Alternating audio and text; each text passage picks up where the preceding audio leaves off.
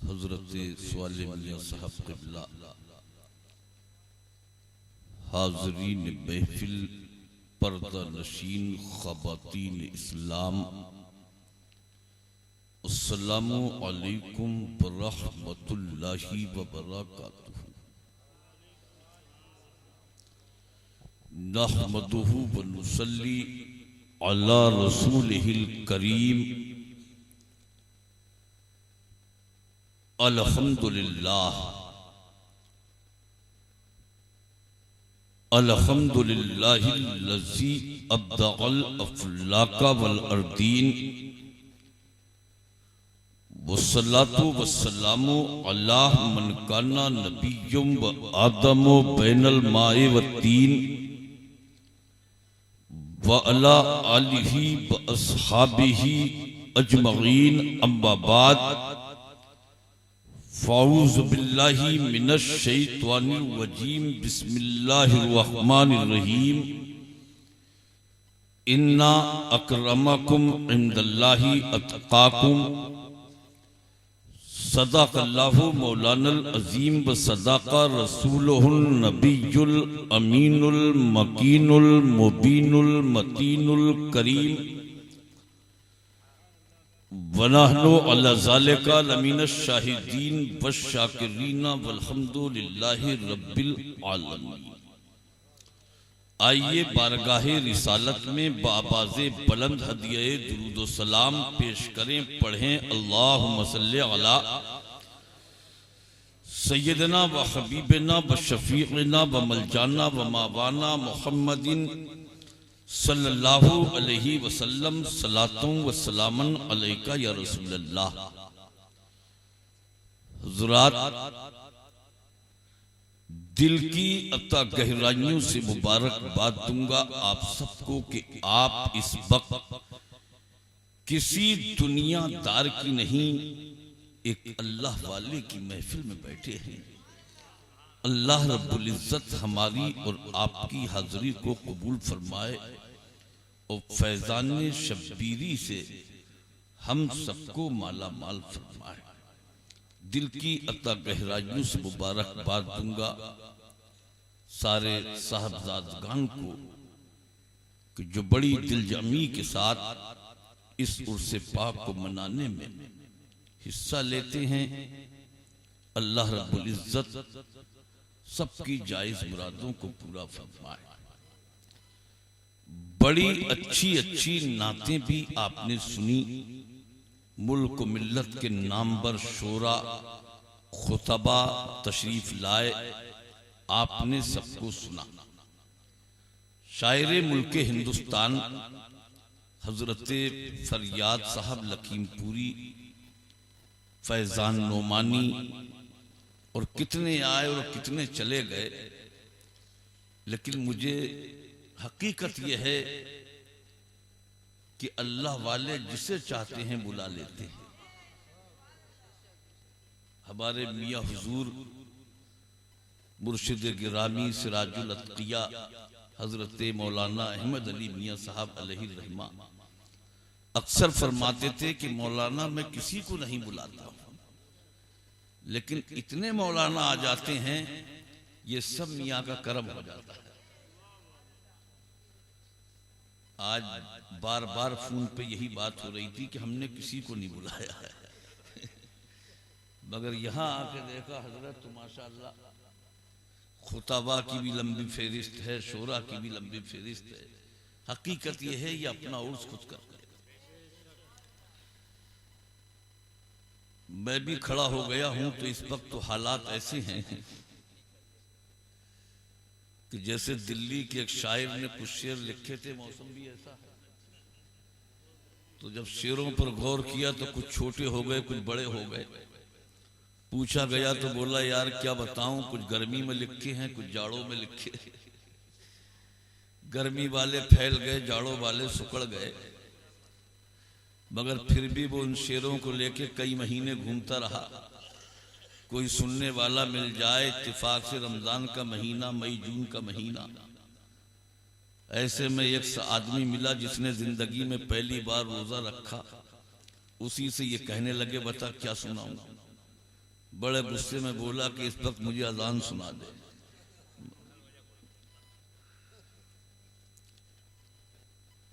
आला हजरत के कलाम पर तज़मीन के चंद बंद सुने, चूंकि महीना चल रहा है और जरा मोहब्बत से सुभान अल्लाह भी कह दें।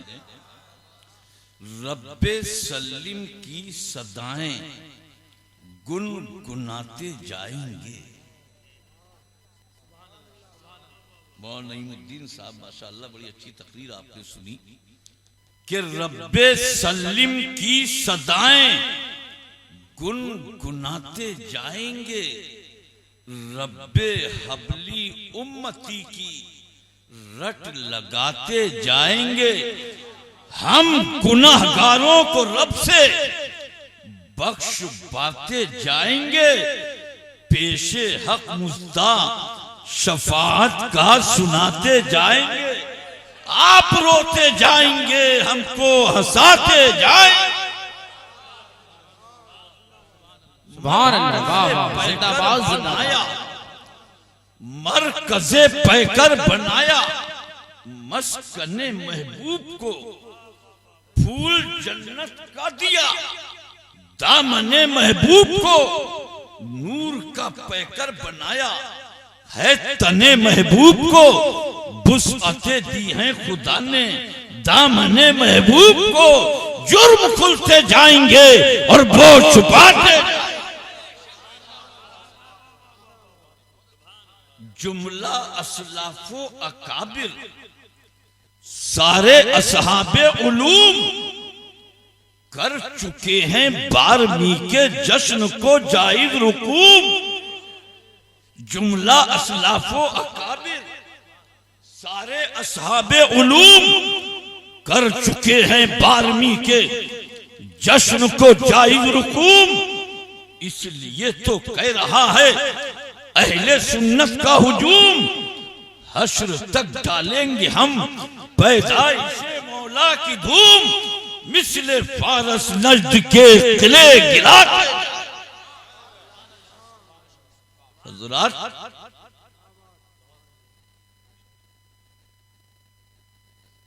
निस्बत एक ऐसी दौलत है। आपने तकरीरें सुनी बस एक बार कि अरबी जबान का मुहावरा की निस्बत से शय मुमताज होती है। निस्बत बहुत बड़ी दौलत। अभी हजरत बादशाह मियाँ की बात बताई कि जिस बुजुर्ग का उर्स होता है उसके सिलसिले के तमाम बुजुर्ग वहां हाजिर होते हैं। निस्बत क्या है? हमने तसव्वुफ की किताब में पढ़ा कि एक बुजुर्ग अपने मुरीदों के साथ गुजर रहे थे कि वहीं एक झोला छाप फकीर भी गुजरा। वो झोला छाप फकीर एक हलवाई की दुकान पे पहुंचा और हलवाई से कहता है कि मुझे 5 रुपए दे दे वरना तेरी दुकान पलट दूंगा। तो वो साहिबे सिलसिला बुजुर्ग वहीं रुके। रुककर उन्होंने ऊपर को देखा, आगे बढ़े, फिर ऊपर देखा, फिर आगे बढ़े, फिर ऊपर देखा, ऊपर देखते रहे, बढ़ते रहे, बढ़ते रहे, देखते रहे, यहां तक के जब अपनी मंजिल पर पहुंचे वापस लौट के आए और हलवाई से बोले इसे 5 रुपए दे दे। हलवाई ने 5 रुपए दिए, वो फकीर तो चला गया, मगर आपके मुरीदों ने आपको घेर के कहा हुजूर ये माजरा समझ में नहीं आया है कि जिस वक्त इस हलवाई से फकीर ने कहा था कि मुझे 5 रुपए दे दे वरना मैं तेरी दुकान पलट दूंगा, आपने ऊपर देखा, चलने लगे, फिर ऊपर देखा, फिर चलने लगे, फिर ऊपर देखा, फिर चलने लगे और आखिर में आपने 5 रुपए दिला दिए।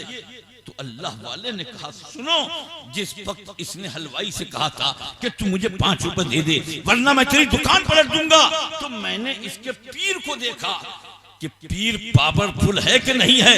तो मैंने देखा कि इसके पीर में कुछ नहीं, तो फिर मैंने उसके पीर को देखा, फिर उसके पीर को देखा, फिर उसके पीर को देखा, आखिर तक देखते रहा। जब आखिरी कड़ी को देखा तो वो दुकान पलटने के लिए तैयार बैठा। इसलिए मैंने हलवाई से कहा कि तू इसे 5 रुपए दे दे। तो मुसलमानों, हजरत अहमद अली मियां अलैहिर्रहमा ये बेटे हैं हजरत शब्बीर हसन मियां के। और शब्बीर हसन मियां ये किसके खलीफा हैं? हजरत बन्ने मियां के। बन्ने मियां बेटे हैं हजरत नन्ने मियां के। नन्ने मियां खलीफा हैं हजरत शाहजी मियां के। तो अब मुझे बताओ, जब गुलाम ऐसे ऐसे हैं तो आका का आलम क्या हो? जब गुलाम ऐसे ऐसे हैं तो आका का आलम क्या होगा? इस पार का जब भी आलम है तो पार का आलम क्या होगा? कौन शाहजी मियां है? कौन हजरत शाहजी मोहम्मद शेर मियां अलैहिर्रहमत व रिज़वान हैं? सिर्फ एक बात बताऊं इन उलमा की मौजूदगी में कि शाहजी मियां अलैहिर्रहमत व रिज़वान पर लिखी जाने वाली बहुत सी किताबें हैं, लेकिन आज भी रामपुर की लाइब्रेरी में आप देख सकते हो वो अजीम किताब जिसमें शाहजी मियां की जिंदगी लिखी हुई है। आप देख सकते हो कि कुतुबुल अक़ताब हजरत शाहजी मोहम्मद शेर मियां अलैहिर्रहमत व रिज़वान का मकाम क्या है कि वो शाहजी मियां कि जिनकी बारगाह में बड़े बड़े उलमा फैज हासिल करने के लिए आया करते थे। ये कौन हैं जिन्हें दुनिया हजरत मौलाना सदरुल फाजिल फखरुल अमासिल हजरत मौलाना नईमुद्दीन मुरादाबादी के नाम से जानती है? कौन नईमुद्दीन मुरादाबादी हैं? ये वो सदरुल फाजिल के जिन्होंने अपने वालिद को मुरीद कराया आला हजरत से और खुद मुरीद होने के लिए पहुंचे पीलीभीत के शाहजी मियां से। लेकिन सुनो, यही सदरुल फाजिल जब शाहजी मियां की बारगाह में पहुंचे तो अल्लाह के शेर ने एक नजर उठाई। नाम भी मोहम्मद शेर था और शक्ल भी शेर की तरह। वही चाहो जलाल, वही आवाज, वही फजलो कमाल कि ये आलम था शाहजी मियां का कि मुर्शिद गिरामी हजरत अहमद अली मियां के यहां जाते थे तो कभी कभी वो कैफियत तारी होती थी कि रामपुर के जंगल में चले जाते, अल्लाह की ज़र्ब लगाते। एक बार जब अल्लाह की ज़र्ब लगा रहे थे तो ऐसा लगता था कि शेर जंगल में दहाड़ रहा है, शेर बोल रहा है। रामपुर के नवाब ने समझा कि शायद शेर बोल रहा है, उसी आवाज पर तीर चलाने लगता है। हजरत शाहजी मियां अल्लाह की ज़र्ब लगा रहे हैं, ये तीर पर तीर चला रहा है, आप ज़र्ब लगा रहे हैं, ये तीर चला रहा है। यहाँ तक कि जब इसके तीर खत्म हो गए ये तो वापस आ गया। अब आप जब अपने मुर्शिद की बारगाह में पहुंचे, भटपुरे शरीफ पहुंचे और हजरत अहमद अली मियां के पास पहुंचे तो दादा मियां ने कहा, बेटे मोहम्मद शेर जरा देखभाल की आवाज निकाला करो। कहा हुजूर समझा नहीं। कहा सुनो, जब रामपुर का नवाब तुम्हारे ऊपर तीर चला रहा था तो तुम्हारा पीर उसे अपने दामन पे रोक। वो शाहजी मियां क्या मकाम के सदरुल फाजिल जब शाहजी मियां की बारगाह में मुरीद होने के लिए गए, सलाम किया। अल्लाह के शेर ने एक नजर उठाई और नजर उठा के फरमाया, मौलाना मुरीद होने आए हो, लेकिन सुनो तुम्हें अभी फौरन अमृतसर जाना है, पंजाब जाना है। लेकिन मैं आपको ये बता दूं, ये कौन है मौलाना नईमुद्दीन मुरादाबादी? ये कौन सदरुल फाजिल हैं जिन्हें दुनिया फखरुल अमासिल कहती थी? वो मौलाना नईमुद्दीन मुरादाबादी कि जिनके मुरीद हैं सीकरी शरीफ में, नाम है अब्दुल लतीफ। अब्दुल लतीफ, हजरत अब्दुल लतीफ जिन्होंने 12 साल तक साबिर पाक की बारगाह में अर्ज किया था, हुजूर किसी अच्छे पीर की तरफ रहनुमाई कर दीजिए। 12 साल तक इजाजत मांगते रहे, इशारे करते रहे। एक दिन साबिर पाक की बारगाह से आवाज आई कि ऐ मौलाना अब्दुल लतीफ मुरादाबाद चले जाओ, मौलाना नईमुद्दीन के मुरीद हो जाओ। वो सदरुल फाजिल आज शाहजी मियां की बारगाह में, मगर अल्लाह के शेर ने देख के कहा कि मौलाना तुम्हें पंजाब जाना है।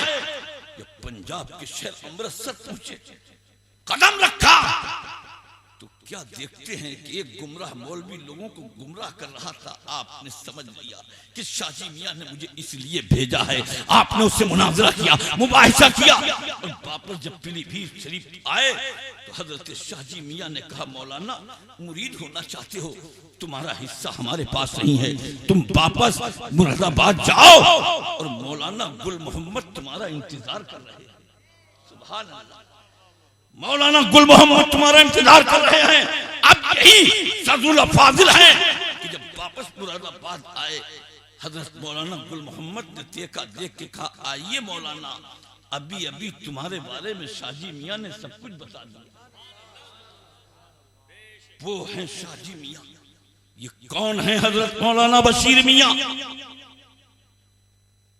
कितनी अजीम शख्सियत के मालिक हैं।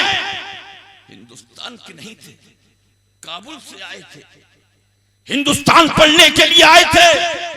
सहारनपुर से लेके मुरादाबाद से लेके हसनपुर तमाम इलाकों के मदरसों में पढ़ा, सारा इल्म हासिल कर लिया। मगर इल्म हासिल करने के बाद तसल्ली नहीं होती थी, परेशान रहते थे। इसी गुलाब नगर की मस्जिद में अपने अहबाब से कहते थे कि मैंने पढ़ तो लिया मगर मुझे सुकून नहीं है, मुझे सुकून नहीं है। एक दिन मस्जिद में लेटे थे कि अचानक आका की ख्वाब में ज़ियारत हो जाती है। सरकार ने फरमाया, ए मोहम्मद बशीर, तुम परेशान क्यों हो? पीलीभीत चले जाओ, शाजी मियां के मुरीद हो जाओ। ख्वाब से बेदार हुए, सुबह को अपने पड़ोसी से बयान किया जो शाजी मियां का मुरीद था। उन्होंने कहा, ठीक है, मैं तुम्हें लेकर चलता हूं। अब यही मौलाना बशीर अलैहि रहमत व रिज़वान जब पहुंचते हैं पीलीभीत, तो शाजी मियां ने देखा, मुस्कुरा के कहा, आइए मौलाना, तुम्हें आका, तुम्हारे बारे में आका ने सब कुछ बता दिया। ये है शाजी मियां का मकाम। मगर ये किस सिलसिले के हैं? सिलसिले पे बात चल रही है। यही तो है शाजी मियां जिनका सिलसिला नक्शबंदिया भी है, मुजद्दिदिया भी है और कादरिया भी है। कई सिलसिलों का फैजान शाजी मियां की बारगाह में आता है। यही शाजी मियां हैं कि जिनके सिलसिले के एक बुजुर्ग, जिन्हें जमाना हजरत मुजद्दिद अल-फिसानी के नाम से याद करता है। कौन मुजद्दिद अल-फिसानी हैं? कि जिन्होंने अकबर के ताबूत में आखिरी कील ठोकी थी। वो मुजद्दिद अल-फिसानी कि जिन्होंने जेल में रहना पसंद किया था मगर हालात से कभी समझौता नहीं किया, वक्त और हालात से समझौता नहीं किया, जेल जाना पसंद कर लिया। अकबर बादशाह की ताकत, बादशाह खड़ा है, किसकी मजाल के बादशाह से मुकाबला करे। लेकिन तौहीद पर हमला हो रहा था, मुजद्दिद अकबर से टकरा गए, अकबर की हुकूमत से टकरा गए। लेकिन जब बादशाह से टकराने का अंजाम ये होता है कि जेल की सलाखें, जेल में डाल दिए गए। अकबर के बाद अकबर का इंतकाल हो गया, उसका बेटा जहांगीर आता है। लेकिन जहांगीर आप ग्वालियर की जेल में हैं, इधर जहांगीर ख्वाब देखता है कि जियारत हुई, आका की बारगाह में अर्ज करता है, या रसूल अल्लाह, मेरी हुकूमत तबाह हो रही है, मेरी हुकूमत बर्बाद हो रही है, या रसूल अल्लाह, मेरी मुझे बचा लीजिए, मेरी हुकूमत को बचा लीजिए। इतना सुनना था कि जहांगीर ने देखा कि आका के चेहरे पर गज़ब के आसार हैं और आका फरमा रहे हैं, तू अपनी हुकूमत तबाही की बात करता है, तूने मेरे बेटे शेख अहमद को जेल की सलाखों के पीछे डाल दिया है, तू अपनी हुकूमत की तबाही की बात करता है। अगर खैरियत चाहता है तू मेरे बेटे शेख अहमद को बाइज्जत बरी कर दे। जहांगीर घबरा गया और घबरा कर जब पहुंचता है ग्वालियर की जेल में, तो हजरत मुजद्दिद जेल की सलाखों के पीछे हैं। जेल में कैसा कैसा आदमी होता है, कैसा कैसा मुजरिम होता है।